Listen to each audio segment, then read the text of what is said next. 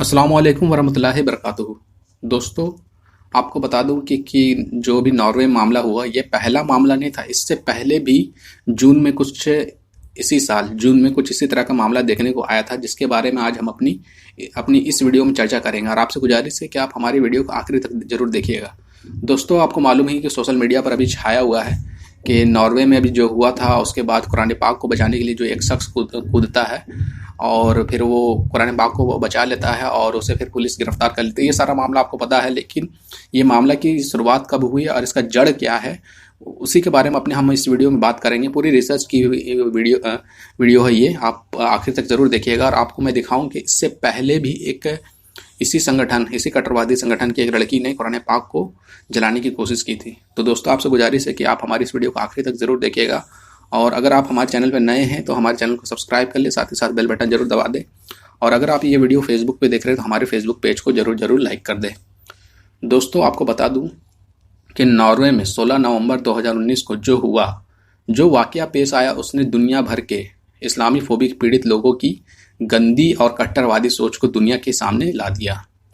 दोस्तों, आपसे गुजारिश है कि आप मेरी इस वीडियो को आखिर तक ज़रूर देखिएगा, क्योंकि इस वाकये से जुड़ा कुछ रेलिवेंट फैक्ट मैं आपके साथ पेश करूंगा, आपके साथ शेयर करूंगा, जो शायद अब तक इस मसले पर जितने भी वीडियो आई है और इंडिया के क्रिएटरों ने जितने भी वीडियो बनाई है, उन्होंने पूरा मामले की जड़ तक नहीं गया। मैं पूरे मामले की जड़ तक गया हूं और वो बातें आप तक पहुंचा रहा हूं। सबसे महत्वपूर्ण बात यह है कि नॉर्वे में ये कुरान मस्जिद की बेहुरमती का यह पहला वाकया नहीं है। इससे पहले भी इस तरह के वाकया पेश आ चुके हैं।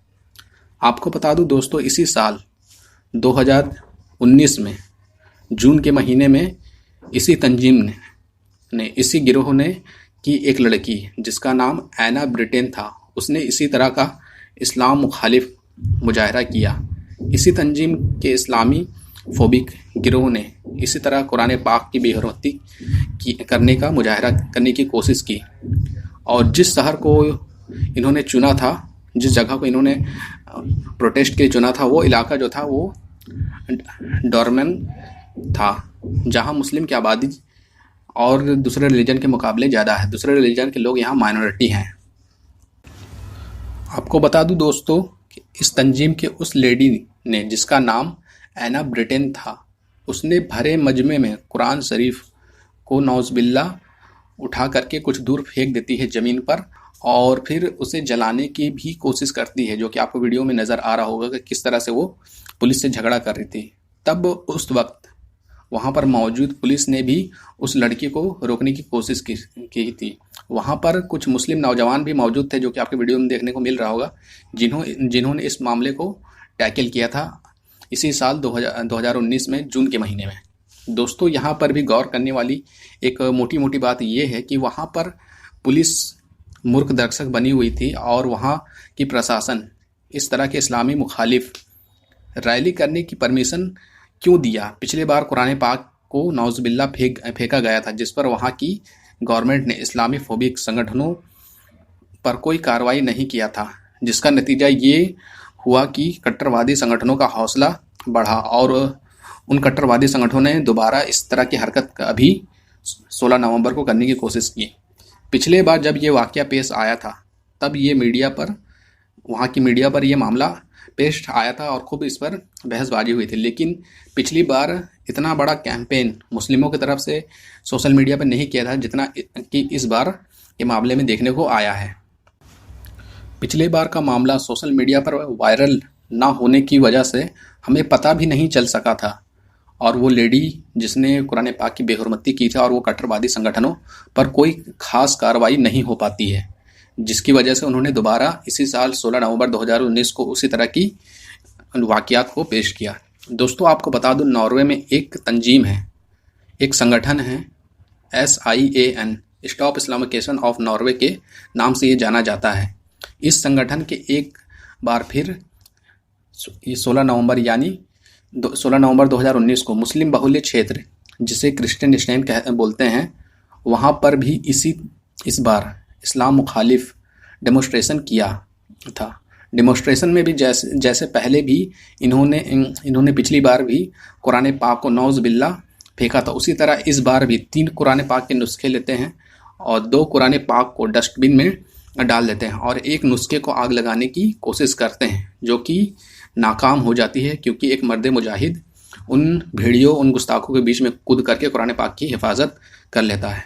दोस्तों, ये डेमोस्ट्रेशन जानबूझकर के मुस्लिम इलाकों में जाकर किया गया था, ताकि मुस्लिम आवाम जो वहाँ रहती है उन्हें भड़काया जा सके। वहाँ पर मुस्लिम विरोधी नारे लगाए गए जाते हैं, ताकि वहाँ के जो मुस्लिम है वो भड़क जाए और कुछ ऐसी वैसी हरकत कर दे, जिसके बाद मीडिया को, मेन स्ट्रीम की मीडिया को और पूरी दुनिया की मीडिया को ये मौका मिल जाए कि मुसलमान जो है वो कट्टरवादी है और तरह तरह के उनके ऊपर एलिगेशन लगा करके एक गलत प्रोपेगेंडा कर सकें। दोस्तों, इस डेमोस्ट्रेशन के दौरान इस संगठन के लीडर, जिसका नाम लॉरेंस थॉमसन था, उसने कुरान पाक को जलाने की कोशिश किया था। दोस्तों, आप अपनी आंखों से इस कट्टरवादी लॉरेंस थॉमसन के टी शर्ट को देखें, जिसमें क्या लिखा है आप खुद पढ़ लें। इसमें लिखा है हमारे नबी पाक सल्लल्लाहु ताला अलैहि वसल्लम को माज़अल्लाह मोहम्मद वाज़े, जो वर्ड लिखा मैं नहीं पढ़ सकता, वो जुमला अपनी नबी के लिए मैं बोल भी नहीं सकता हूँ। आप खुद ही समझ जाएं ये किस तरह से मुस्लिमों की भावनाओं को भड़का रहा है और भड़काने की कोशिश कर रहा है।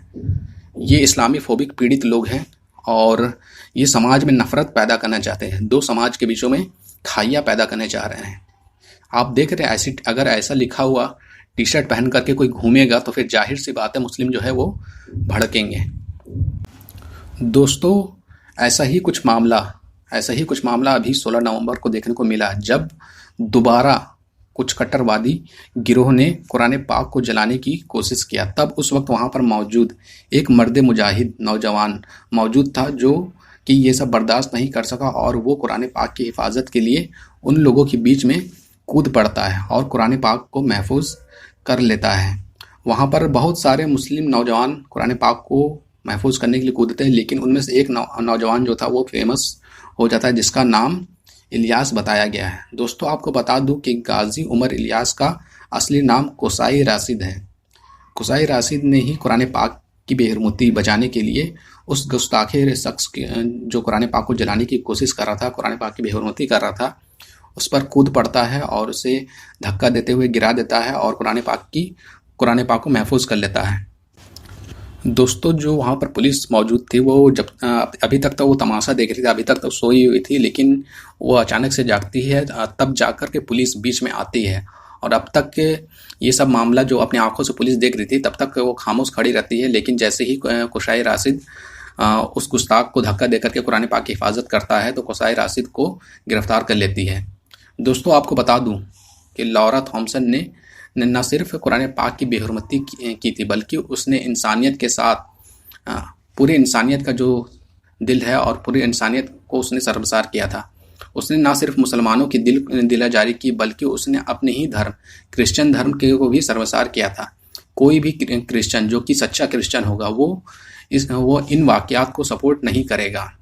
अब असल सवाल ये उठता है कि नॉर्वे में और दुनिया भर में इस्लाम मुखालिफ वाक़यात क्यों होते हैं और वो दिन ब दिन क्यों बढ़ते जा रहे हैं। आपको बता दो दोस्तों, नॉर्वे में एक साल में ये दूसरा वाक़या देखने को मिला है। दोस्तों, इसके अलावा पूरी दुनिया में कार्टूनिस्ट यानी कि नबी करीम सल्लल्लाहु अलैहि वसल्लम के कार्टून बनाने की कोशिश की जाती है। आपको याद ही होगा दोस्तों, कुछ दिनों पहले न्यूजीलैंड में एक मस्जिद में आतंकी हमला होता है और उस पर पूरी दुनिया की मीडिया जो थी खामोश थी और उस संगठन को आतंकी बोलने से मना किया था। सवाल ये उठता है कि ये सारे वाक़या क्यों हो रहे हैं। अगर आप केवल नॉर्वे पे ही स्पेशली अगर आप देखेंगे तो इसका लिंक जो है सन 2000 में जाकर मिलता है। जैसे ही नॉर्वे में Islamic culture of centre Norway की गवर्नमेंट से मस्जिदों में लाउड स्पीकर पर अजान देने की इजाज़त मांगती है और नमाज़ पढ़ने की इजाज़त मांगते हैं, तो फ़ौरन जो वहाँ के कट्टरवादी संगठन थे वो इसका विरोध करना शुरू कर देते। तब से ही एंटी इस्लामिक कैंपेन नॉर्वे में शुरू होती है और इसका आगाज़ होता है। मतलब नॉर्वे में इस कट्टरवादी संगठन की स्थापना लाउड स्पीकर पर अजान देने की अनुमति जो गवर्नमेंट से मांगी गई थी, नॉर्मल गवर्नमेंट से मांगी गई थी, तब से शुरू होती है। लेकिन अगर आप और डीपली रिसर्च करेंगे तो पाएंगे कि 9/11 के बाद एंटी इस्लामिक मीडिया कैंपेन में पूरी दुनिया में काफ़ी बढ़ोतरी हुई। ज़ोर शोर से मुस्लिमों को पूरी दुनिया में बदनाम करने की कोशिश किया गया और मुस्लिमों को दहशतगर्द दिखाया गया। दोस्तों, एक आपको अहम और मज़ेदार बात बता दूं कि नॉर्वे में आज तक जो सबसे बड़ा टेरर अटैक हुआ था वो किसी मुसलमान ने नहीं, बल्कि एक वाइट सुपरसेमिस्ट और रेसिस्ट ने उसने सबसे बड़ा टेरर अटैक पूरी नॉर्वे में किया था, जो कि जिसके बारे में आपको पता ही नहीं होगा। पूरी दुनिया मीडिया खामोश रही कि जिसने नॉर्वे पे सबसे बड़ा अटैक किया था, टेरर अटैक किया था, उसे दुनिया दहशतगर्द नहीं कह रही है। फिर भी पूरी दुनिया की मीडिया आज केवल और केवल इस्लाम को गलत तरीके से पेश करती है और मुस्लिमों को दहशतगर्द बताती है। आज के वक्त में दुनिया भर में मुस्लिमों के खिलाफ पूरी दुनिया में की जो बड़ी बड़ी मीडिया हाउसेस है वो मुस्लिमों के खिलाफ पुरजोर कैंपेन करती है, जिसका असर है कि ऐसे कट्टरवादी संगठन पैदा हो रहे हैं जो मुसलमानों से और इस्लाम धर्म से नफरत कर रहे हैं। ये मीडिया जो बड़ी बड़ी मीडिया हाउसेस है उनके गलत प्रोपेगेंडे का ही नतीजा है और यूरोपियन कंट्रीज़ ने इसको खूब बढ़ाया है। दोस्तों, ये सारे कारण हैं जिसके वजह से आज मुसलमानों को गलत नज़रों से देखा जाता है और पूरी दुनिया में एक बड़ी तादाद में बड़ी कोशिशों के साथ इस तरह के प्रोपेगेंडा किया है। लेकिन अफसोस की बात दोस्तों ये है कि जो हमारे मुस्लिमों में पैसे वाले देश रहे हैं, जो दबदबा रखने वाले देश हैं, उन्होंने इसको टैकल करने की कोशिश नहीं किया। वो इस्लाम के जो सच्चे अकायद है और जो भी इनके अखलाक है, इस्लाम के अखलाक है, वो दुनिया के सामने पेश नहीं कर पाई। और जिसमें सऊदी अरेबिया, यूनाइटेड अरब अमीरात, बहरीन का नाम आता है, जो सिर्फ अपने देश की इकोनॉमी को बढ़ाने के लिए और खूब पैसा कमाने के लिए, बेशुमार पैसा कमाने के लिए इन्होंने कभी भी इन सब चीज़ों के ऊपर आवाज़ नहीं उठाई और इनको टैकल करने की कोशिश नहीं की। ये अपने देश में सैलानियों को बढ़ाने के लिए और यूरोपियन कंट्रीज़ को बढ़ाने के लिए इस्लाम के और मुसलमानों के उसूल के साथ खेलते रहे। पूरे दुनिया में मुसलमान जलील होते रहा, दहशतगर्द का उनके ऊपर थप्पा लग गया, लेकिन ये countries Saudi Arabia, Kuwait, Bahrain खामोश रहे। दोस्तों, आप अपनी इस वीडियो पर क्या राय रखते हैं कमेंट करके ज़रूर बताइएगा और ये वीडियो आपको कैसे लगी ये भी आप कमेंट करके ज़रूर बताइएगा। और दोस्तों, मुझे उतना बोलने का एक्सपीरियंस नहीं है, इसलिए मैं बोलने में अटकता हूँ, तो ये वीडियो